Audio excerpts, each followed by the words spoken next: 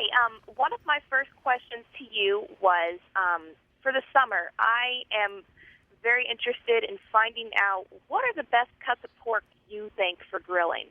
Okay, my favorite cuts of pork, New York pork chop and the porterhouse pork chop. And one of the great things about those, they are so cost effective. Just this week, the USDA said 62% less expensive to buy a New York pork chop than to buy a New York strip steak, and 64% less expensive to buy a porterhouse pork chop than to buy a porterhouse steak. Wow. It's a great savings for families. So, I mean, for us, really important, I'm sure, like when you head to the grocery store, you want to make sure that you're buying not only something that your family will enjoy, but also something that isn't going to break the bank. Oh yeah, that was a big question for me. Do you have any budget-friendly tips for buying family-size meats at the grocery store? Absolutely. So one of the things we're going to talk about is buying recipes. For me, we're a family of 4, and on porkbeinspired.com, we have a series of recipes that are going to roll out this summer that fall into the category of being $10 or less for a family of 4.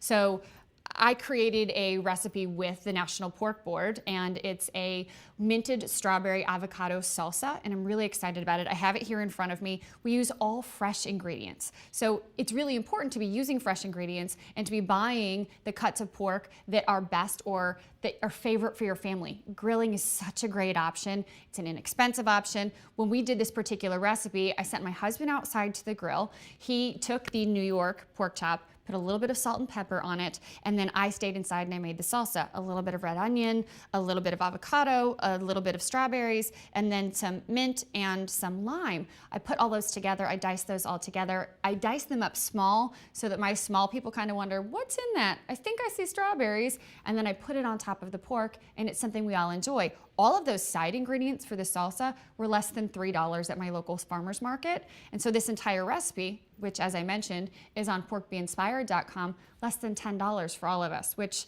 makes me happy, but also makes my husband very happy. Wow, that's amazing.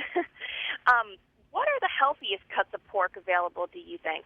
You want to look for anything that says loin on it. Loin is going to give you the cuts that are the healthiest and the leanest. And if you want to make your cut even as lean or as healthy as possible, you'll trim off any excess fat that you might see. And then of course, you'll talk about how to prepare it. So you don't want to prepare it in an oil or a butter. You'd grill it. Grilling is obviously a very healthy option. So think about how to prepare it. And the recipes that we'll have on the site this summer that do fall into that under $10 category are going to be good options for you as well, because they're all prepared by moms like me who are looking for healthy and family-friendly options as well. Okay.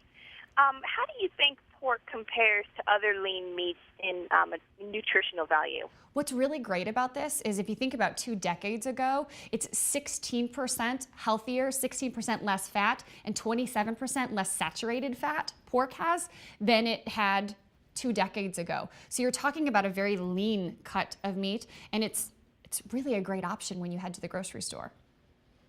Wow.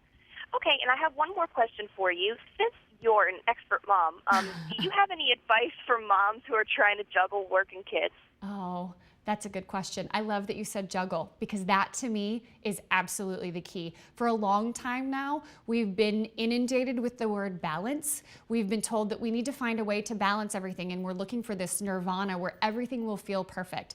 I am never a stellar mom at the exact same time that I'm stellar at running my business. So recognize that you are going to be juggling things. I'm never great at running my business and being with my kids at the exact same time, because when I'm on the sidelines cheering for softball or cheering for baseball, I'm fully in that moment with my kids. And when I'm working with a client or I'm doing something like this with you right now, I'm not answering the phone and I'm not talking to my kids about what's for dinner tonight. It's really important that I do those things independently, and I am juggling so that I recognize and I forgive myself.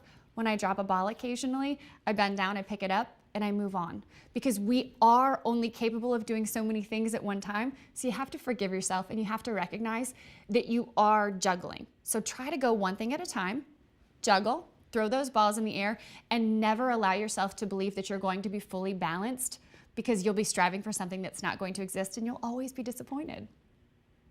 Well, thank you so much for answering all my questions You're so today. welcome. Thank you for having me. And don't forget to head to porkbeinspired.com. That's where all of the recipes will be. Okay, I look forward to it. Thank you so much. Have a great day. You too. Thanks.